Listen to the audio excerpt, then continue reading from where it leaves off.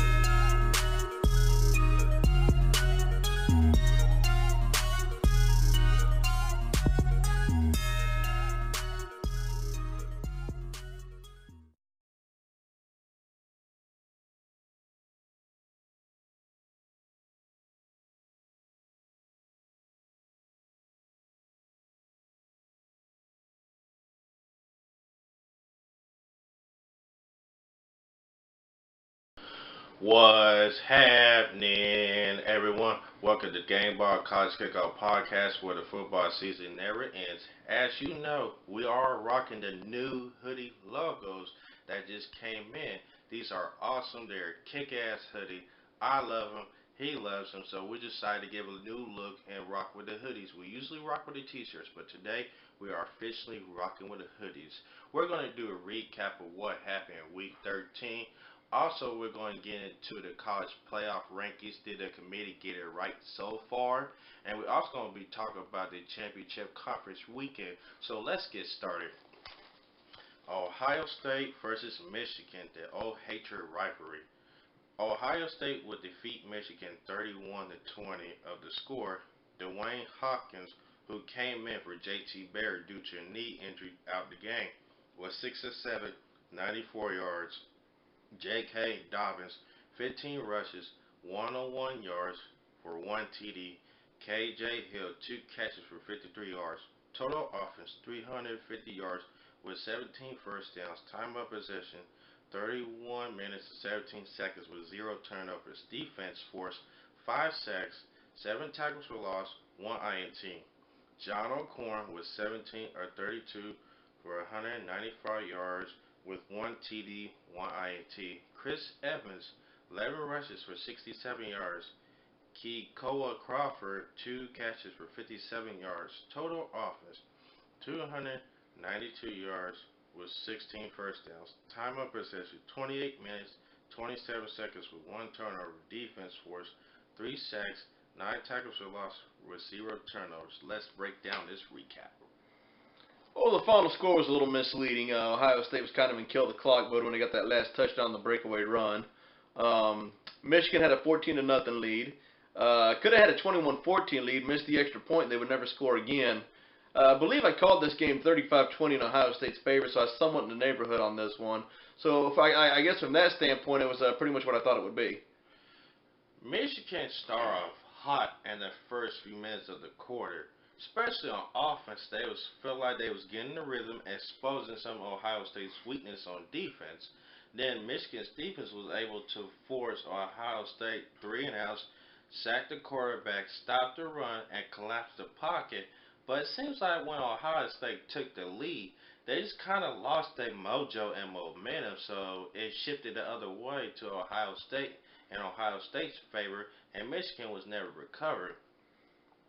As I was alluding to, the quarterback is a concern for me for Michigan's offense. Everything else is cool, but the quarterback, somehow, someway in the offseason, if Michigan can just find that one quarterback that can give it over their hump, then they'll have a legit shot at winning the Big Ten championship, possibly get into the college football playoffs, because the last few years they've been so close. It's just that quarterback player position that's been hurting Michigan. Don't you agree? Yes, absolutely.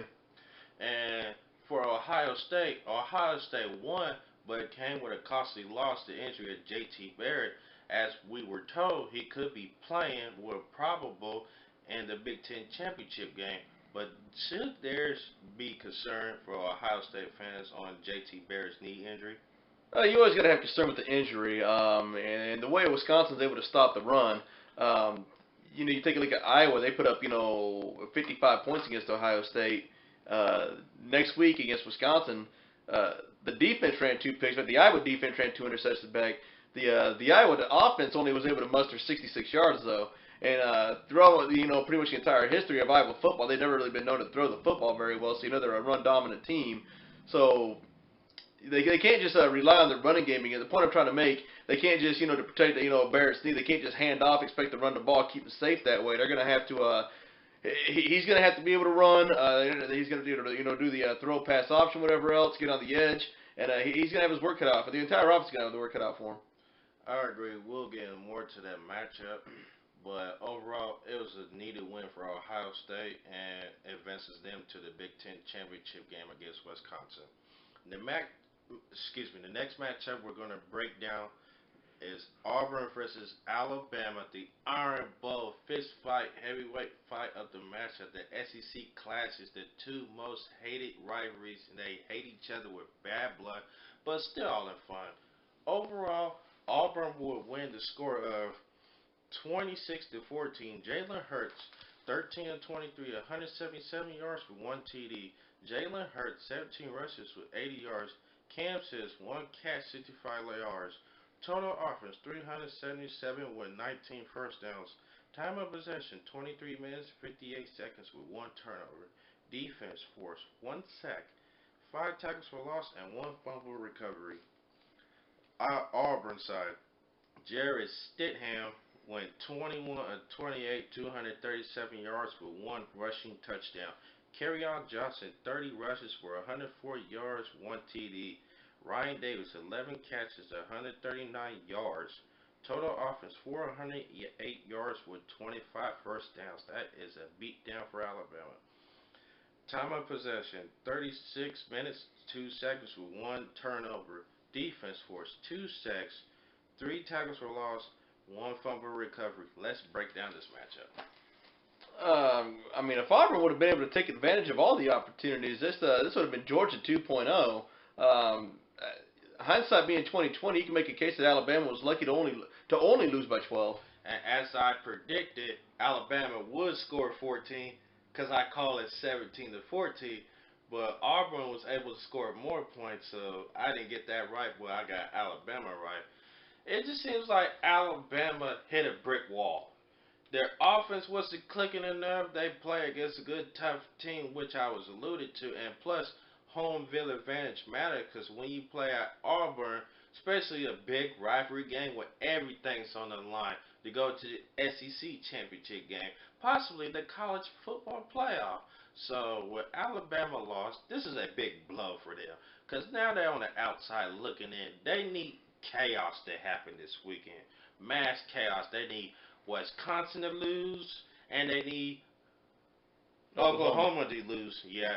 And if that happens, they could get in, but likely it's not going to happen. And Jalen Hurts, he is a good athlete, but I don't think he's the answer at quarterback for Alabama because you've seen some flashes, and sometimes you see him fall off. They got playmakers on the outside that can make plays. It's just that he can't give them the ball. And the defense came back with their linebackers coming for injury, but you can still see they still are effective by it. And defense wasn't physical enough. They didn't show up. They got beat up, and Auburn was able to take advantage of being balanced. They had 100 yards rushing against them with Kerryon Johnson, and they had over 200 yards passing with the quarterback, and he also rushed for the touchdown. So Auburn had a good game plan. They let a lot of points out in the field. Like you were saying, it could have been Georgia 2.0 with the blowout, but wins and win, Auburn took it.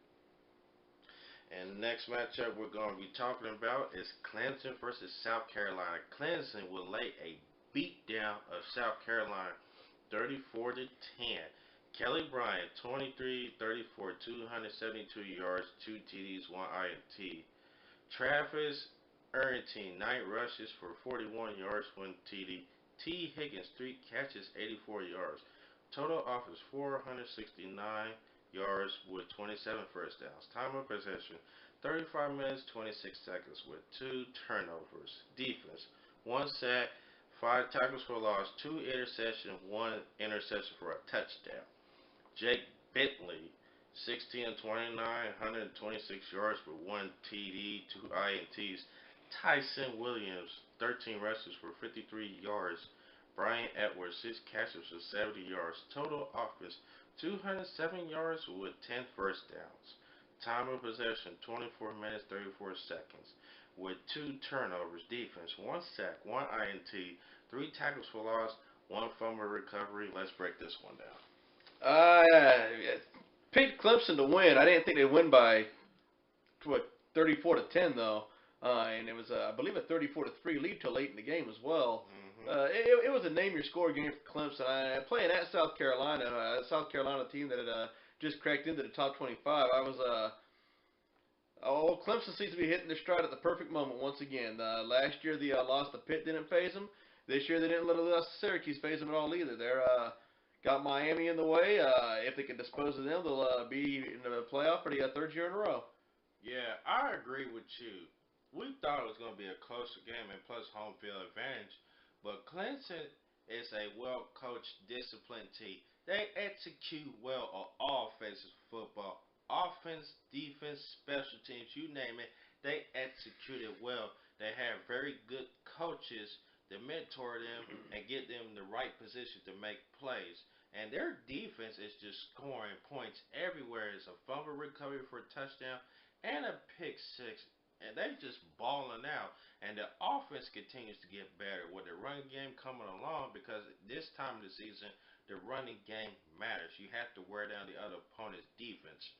And Kelly Bryant, he's just coming on his own. He's like the version of Deshaun Watson 2.0, except for Deshaun Watson took it to another level. But this kid can take it to even another level, eclipsing Deshaun Watson. So they're a well-coached team. Dabo Swinney's got him playing good football. Vanderbilt's got him playing good defense. And special team coach got him play good special teams. Overall, the coaches got Clemson playing good football at the right time. That's what you need going to the championship weekend. They're going to be focused, and they're going to determine to knock off Miami, who's been a hot team except for last week, losing to Pittsburgh and a costly loss. So Clemson is clicking on all cylinders, and South Carolina just couldn't compete with them. And all phases of football, they got annihilated on offense, they got beat up on defense and special teams. It was just lack of execution. Overall, this was a good statement win by Clemson, letting everybody know we are still the reigning champions. We defend our title, go ahead, sleep on us, but eventually we're going to sneak up and come and rise again. They might be the most under the radar defending champ in history. Exactly. Next matchup we're going to break down, the last one, is Notre Dame versus Stanford. Stanford would dethrone Notre Dame 38-20, beat down Brandon Wimbush 11-28, 248 yards, 2 TDs, 2 INTs. Brandon Wimbush 16 carries for 62 yards. Kevin Steverson 3 catches, a $112, 1 TD. Total offense 415 yards with 17 first downs. Time of possession 28 minutes 36 seconds with 3 turnovers. Defense forced 2 sacks, 9 tackles for loss with 0 turnovers. KJ Castillo 14-22, 176 yards with 4 touchdowns. Bryce Love, you got to get a lot of love if you want to win this game, and he sure did show a lot of love with 20 rushes, 125 yards. Caden Smith, 3 catches, 65 yards, 1 TD. Total offense, 328 yards with 18 first downs. Time of possession, 31 minutes, 24 seconds with 0 turnovers. Defense for 6 sacks, 10 tackles for loss, 2 INTs, 1 fumble recovery. Let's break down this rivalry matchup. What happened to Notre Dame? Really similar to what happened to Michigan, I guess. So with Notre Dame playing the part of Michigan and Stanford the part of Ohio State, they I actually picked Notre Dame to win this game. We both did. And mid-third quarter, it was a one-possession game, with each score, and the Notre Dame just couldn't protect the football. After Miami lost on a road, got beat down embarrassingly, have they been able to recover from that loss, or they just hit a brick wall? I guess you could say that, Miami, they really exposed them a lot there. Now, they played Navy in between there. Navy is just a completely different team than Stanford and Miami on both sides of the ball for a multitude of reasons. But I think Stanford's the first team that Notre Dame played since the Miami game that was able to basically copycat them. Yeah, exactly. So Stanford took a page what Miami did to Notre Dame. Notre Dame was not clicking on all cylinders on offense. They struggled. And Wimbush, he just seems to throw in double coverages, unnecessary throws. Like, why would you do that? Just take what the defense gives you. It may not be chunk plays, but something to wear down the defense. Then you could take a chance to shot over the middle with the play action pass deep. And the defense is not as physical as we once seen. After that Georgia loss, they seemed they got their groove back, and they regrouped and got back to basics of playing defense, and they started playing good until they hit a brick wall against Miami. They barely survived against Navy, and they got beat down by Stanford. I'm just like, what has happened to this team? Are they cursed? Prosperity or something? Without being in a conference, they had no conference championship to play for, division championship. Their next game will be a bowl game, probably a New Year's Six game. In all likeliness against the Central Florida Memphis winner. So it's going to be interesting to see how they go into that bowl game, show where that matchup happened. All right. How was Stanford able to expose Notre Dame badly to win that game? Solid defense, a solid running game. They believe it was 17-13 at one point or another, 20-17. When they scored to take the lead, they got that field goal lead. They got a turnover, touchdown, 3-and-out, punt, touchdown. Exactly. Stanford was able to play good on all phases of football. They played extremely well on offense, made more plays, and played solid, good defense than their other opponents' offense. And special teams was good as well. We started to see Bryce Love make a name for himself. Is he an underrated player in the Heisman candidate race? He's not underrated. He is the best player in college football. Probably won't get it, though. Yeah, because it is a quarterback-driven league, and more likely it will go to Baker Mayfield. But he just continues to get better and better, and he's eclipsing Christian McCaffrey's records like it ain't nothing. Now, if he has a record-setting day against USC and TCU beats Oklahoma, then that can change everything in the Heisman race. Exactly. So we'll find out and see as weeks go. But more likely, Baker Mayfield, as for now, got the Heisman locked up. Okay, that will do it for the first part of this segment. When we come back, we're going to get into the college football playoff ranking that just came out. And the next segment, we're going to get into the conference championship matchup and predictions. So don't go anywhere. Right here, only on Gameball Gameball College Kickoff Podcast, where the football season never ends.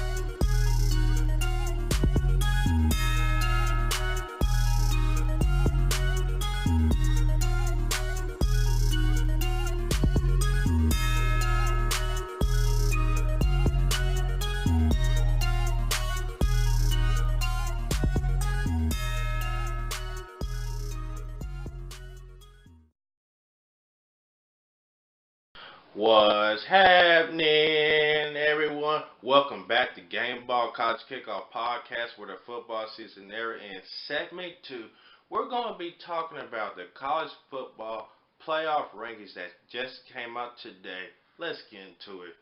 Number 1, Clemson. Number 2, Auburn. Number 3, Oklahoma. Number 4, Wisconsin. Did committee get it right for now? I'm going to say yes, they did, because as long as the top 4 win this Saturday, I think that's going to be your playoff this year. Now, I was checking it earlier. It was 99.9% that Clemson wins the ACC. 99.9% that Auburn wins the SEC. 99.9% Oklahoma wins the SEC. Only 48% said Ohio State wins. Are they disrespecting Wisconsin and the play of Wisconsin and they're not respecting it enough? Sure seems it to me. You look at the common opponents that they had. Granted, it's West Division and East Division, but a few of the common opponents they had, Wisconsin certainly fared a lot better against. Hmm. I agree, and I feel like they're not taking Wisconsin seriously. They're favoring Ohio State, even though they had two losses, but they beat Michigan, Michigan State, and Penn State. Those were the wins, but they're not showing Wisconsin love because of their schedule. But they're in the rankings for right now, but they're not showing them respect because of their schedule. So they're gonna have a chip on their shoulder.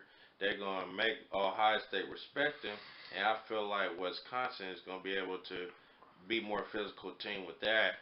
Then Clemson with a big win over South Carolina. Then you have Oklahoma with a big win sneaking them in there. And you also have Auburn the big win. Those are the right choices right now. But there could be chaos. There could be chaos. Say like Alabama's on the outside looking in, which they are right now, and their chances are getting to the college playoffs are slim. What needs to happen is Ohio State to beat Wisconsin and TCU to beat Oklahoma. Say Oklahoma wins against TCU and Ohio State beats Wisconsin. Is this still enough for Alabama to get in the college football playoff?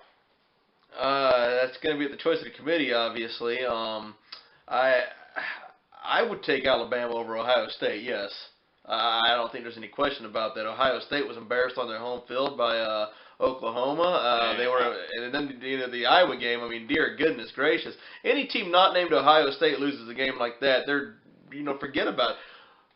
Case in point, let's say Wisconsin's only 2 losses this year was at home to Oklahoma, and then by 30 points to Iowa as well. There's no way we're talking about Wisconsin having a chance for the playoff this year.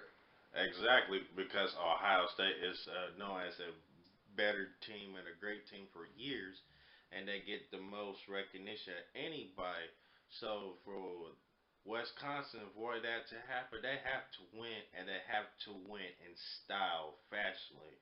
With a 10-point win, 14-point win, or a 20-point win, they have to win big to let the voters know that we deserve to be in the college football playoffs, which they will be if they win this game. Last time they played Wisconsin in the playoff, it was 59-0 Buckeyes. True, but oh, food for thought. That's true, but it's a different team now, and Wisconsin is more physical and both sides of the ball, and their defense is underrated, and they give Ohio State a run for their money.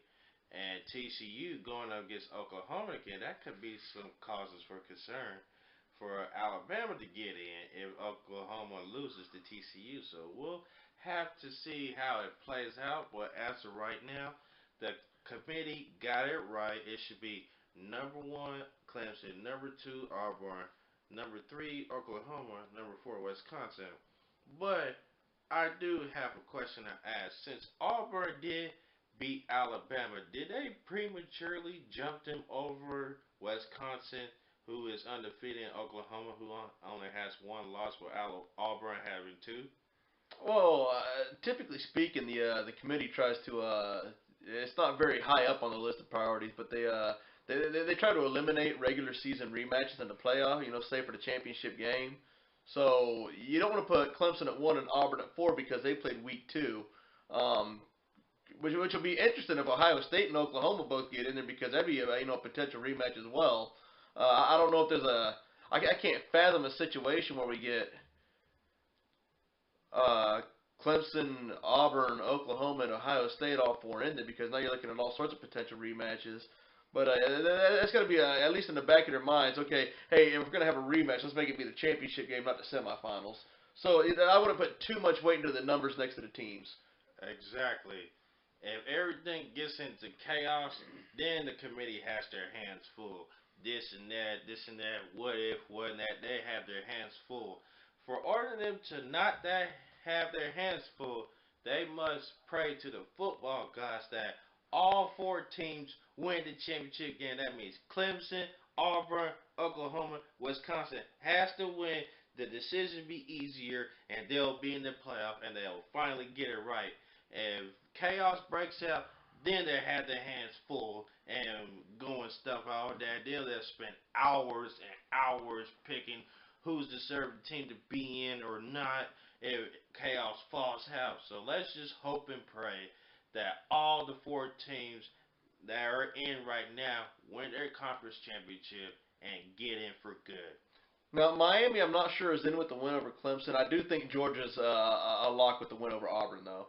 If well, Miami, yes, I think with the win over Clemson, Miami would be a lock. Because if you take a look at Georgia, if they beat Auburn, they would have gone undefeated, but they would have beaten every team that they played. They would have 12 wins against 12 teams. They played 13 games, but they would have beaten every team that they played. I agree with you on that, but Miami would be a lock if Miami beats Clemson, because Clemson would have two losses and they win the ACC championship game. Miami would have one loss and they won the ACC championship game.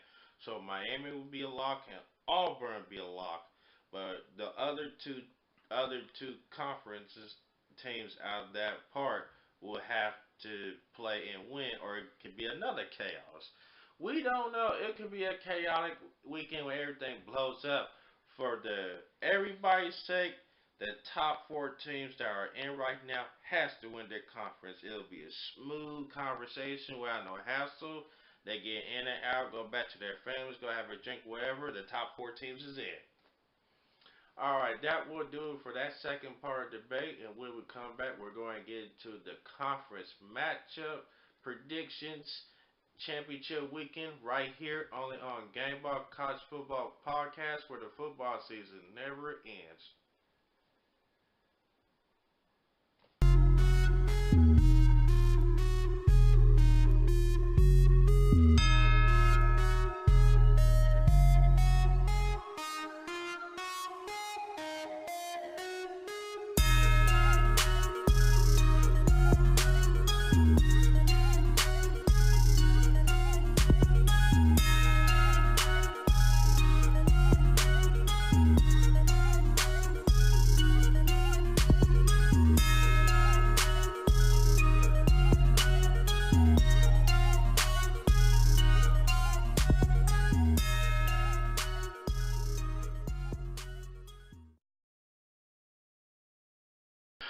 What's happening, everyone? Welcome back to Gameball College Kickoff Podcast, where the football season never ends. We're going to get into the final debate, that is championship weekend matchups and predictions. So let's get into it.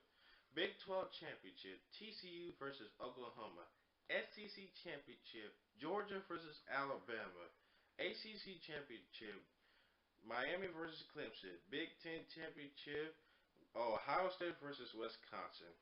Round 2, Big 12 championship, TCU versus Oklahoma. Let's break this down. Yeah, we got a couple of rematches here on championship weekend.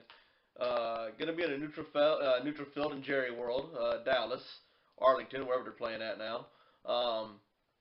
Oklahoma still coming into the game red hot. They didn't seem to miss a beat last week against West Virginia. You actually argued they played their best game of the year last week, which is not a bad time to do it.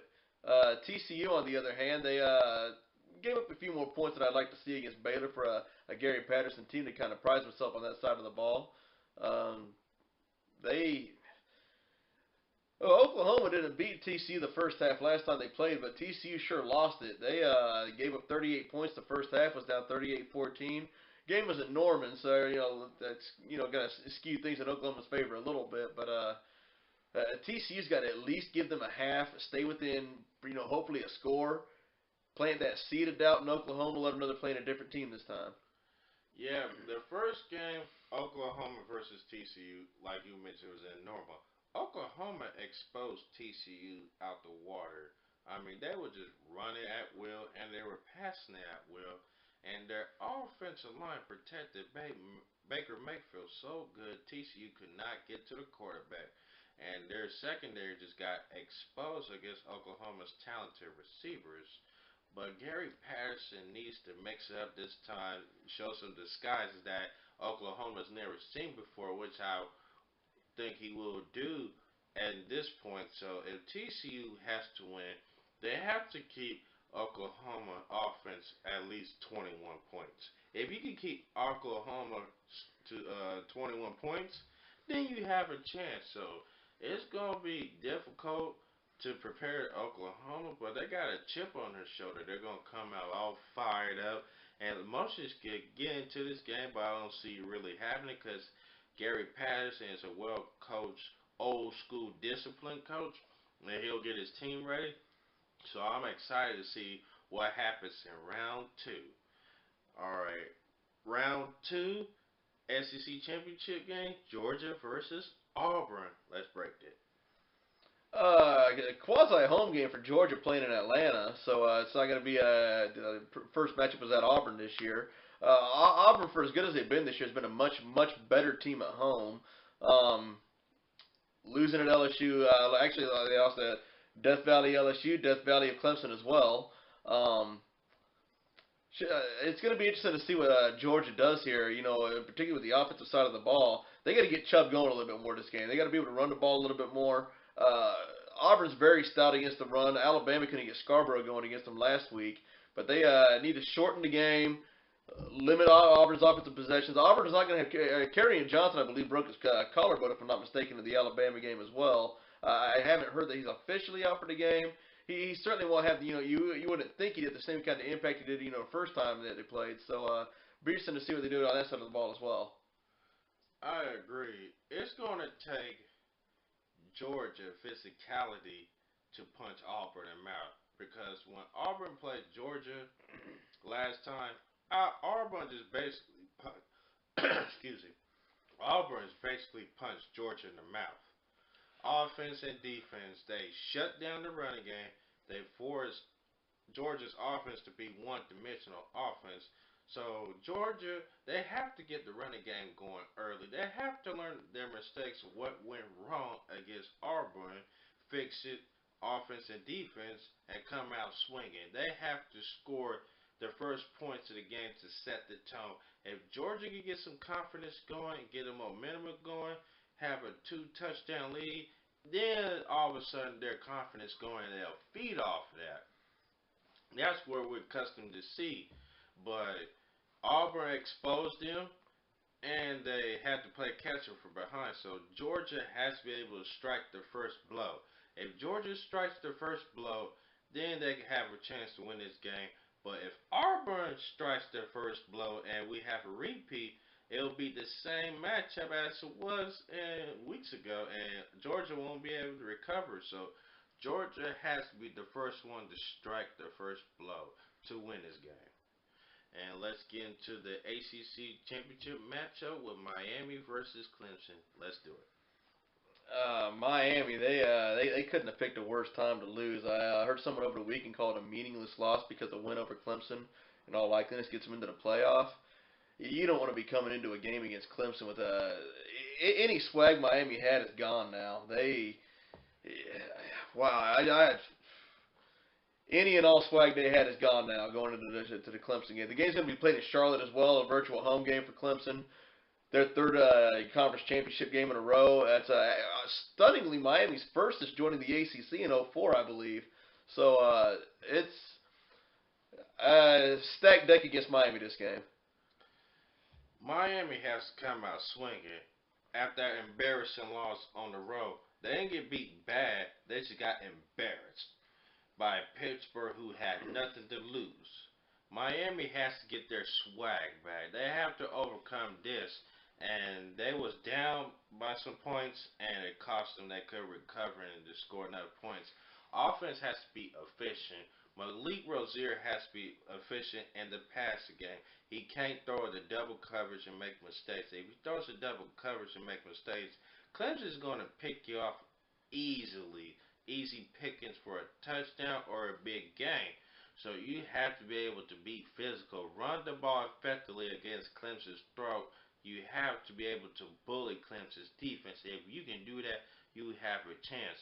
For Clemson to win this game, they're clicking on all cylinders. Keep playing good defense, continue to play good on offense, and special team continue to be efficient. Right now, as I was alluded to, Clemson is playing all good phases of football, and they're well coached by a good coaching team. You got Sweeney, you got Vanderbilt on the defensive side. You also got the offensive coordinator. They're all clicking at the right time.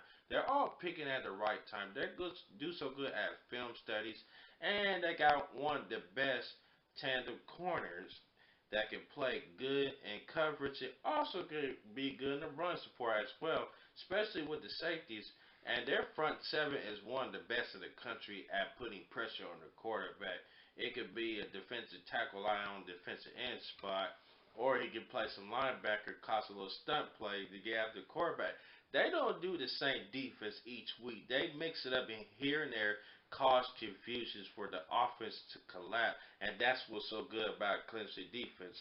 They don't do nothing. They don't do the same stuff every week.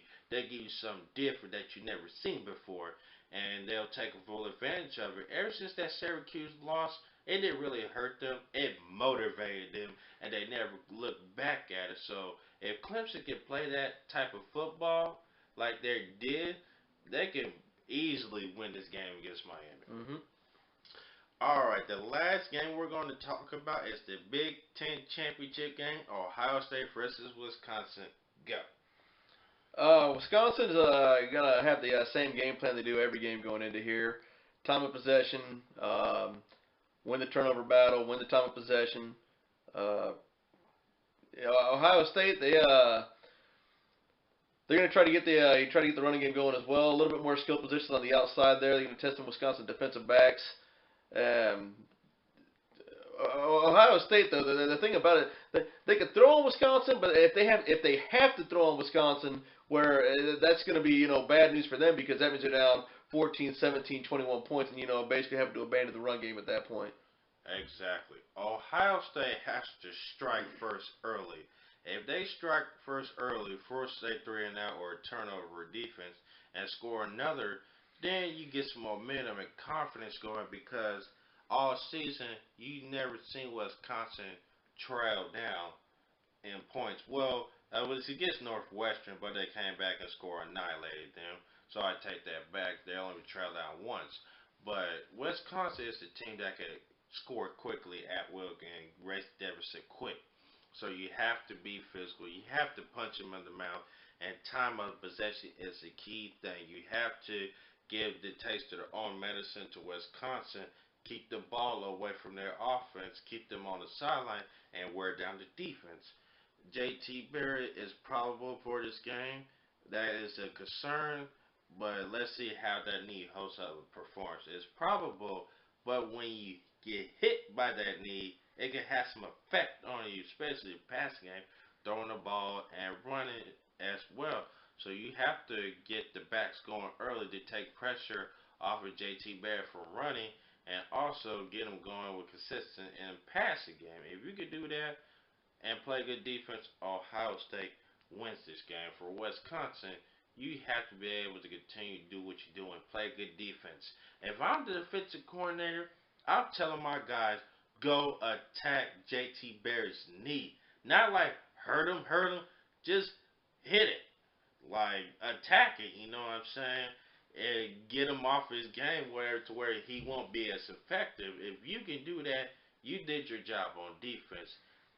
Wisconsin has an underrated defense. They play good ball. They are very physical. They make plays, and they are very good tacklers in space. That's the one thing that you don't see other teams prepare their players to do, is tackle well in space. And that's something that Wisconsin has done a good job at. Offensively, run the ball effectively, and the quarterback, Hornibrook, cannot throw an interception and cannot have a turnover. If he can play a perfect game and win the time position battle for the offense and keep Ohio State's offense on the sideline, they'll win this game and they'll move on to the 14th playoff. All right, that would do it for the matchups. Let's get into the predictions. Big 12 championship, TCU versus Oklahoma. Who you got?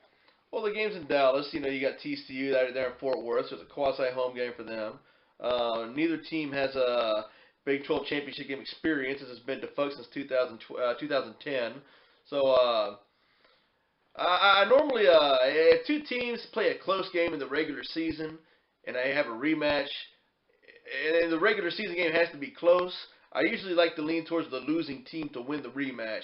The previous game, this one wasn't very close at all, though. I don't think Oklahoma will blow them out again, per se, but I do think they'll win by a misleading 41-20. I'll go with Oklahoma as well. Oklahoma's clicking on all cylinders. They're starting to find their groove. And their defense has started playing a lot better, shutting down the running game, forcing 3-and-outs and forcing turnovers. If they can do that against TCU, they'll win big. But I'm going to say a close one. I'm going to say the score of 41-30, Oklahoma over TCU.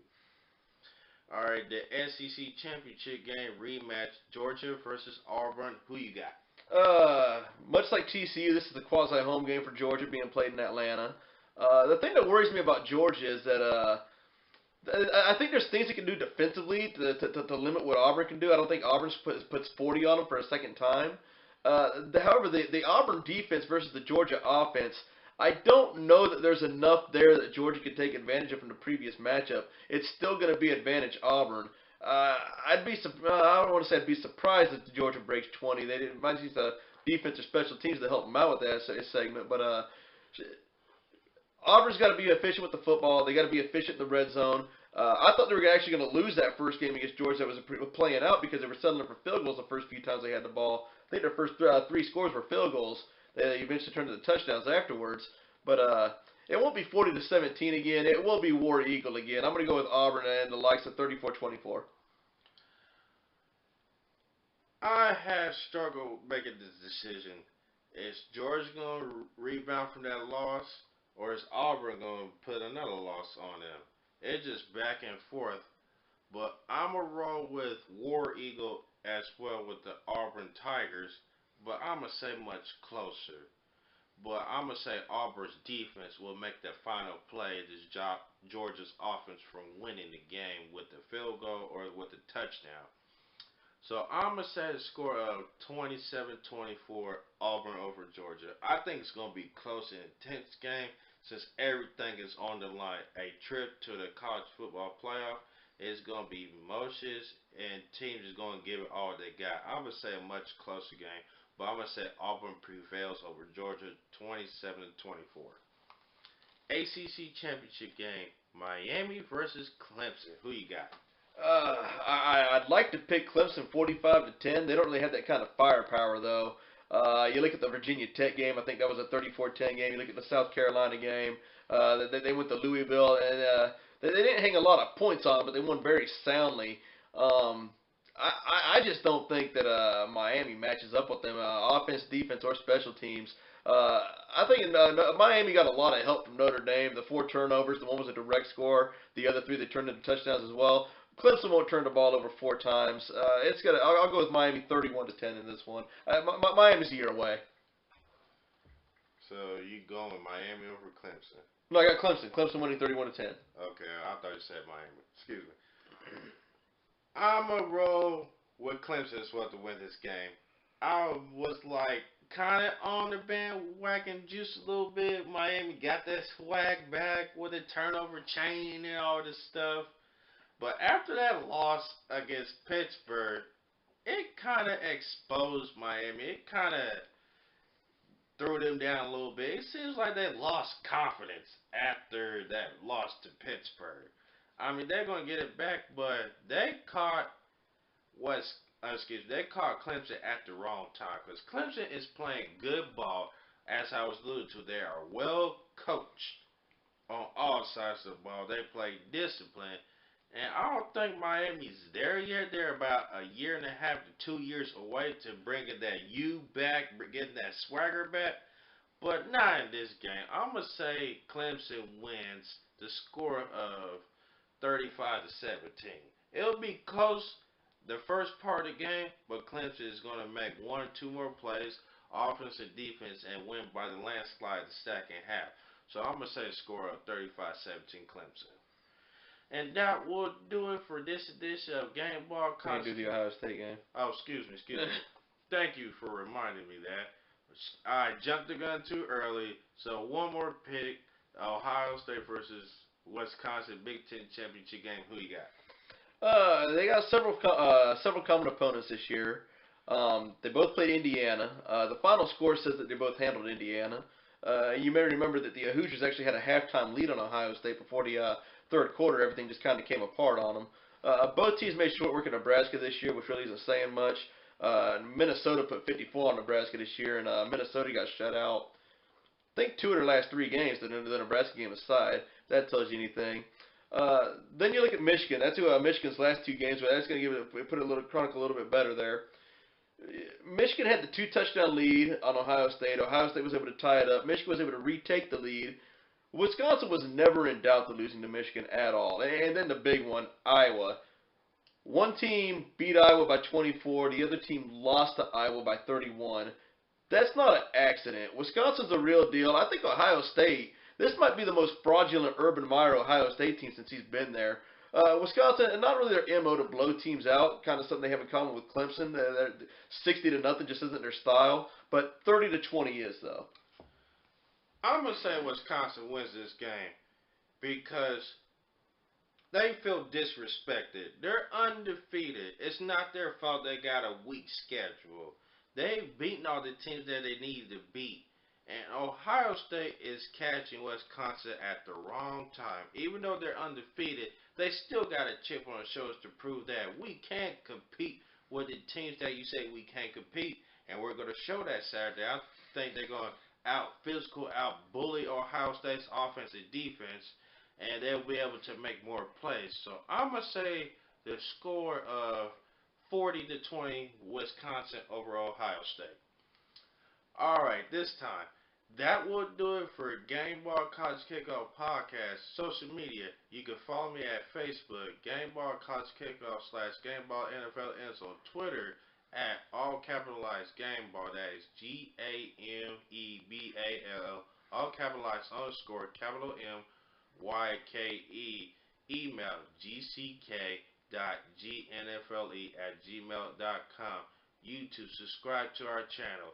gck.gnfle.tv. That's YouTube and your social media. Luke Hartnett on Facebook, Luke Hartnett on Instagram. I am Luke Hartnett on Twitter. Okay, I'm Michael Riley. And I'm Luke Hartnett. By saying have a safe, blessed night and be good. This is Gameball College Kickoff Podcast where the football season never ends. Peace. We are out. Choo choo.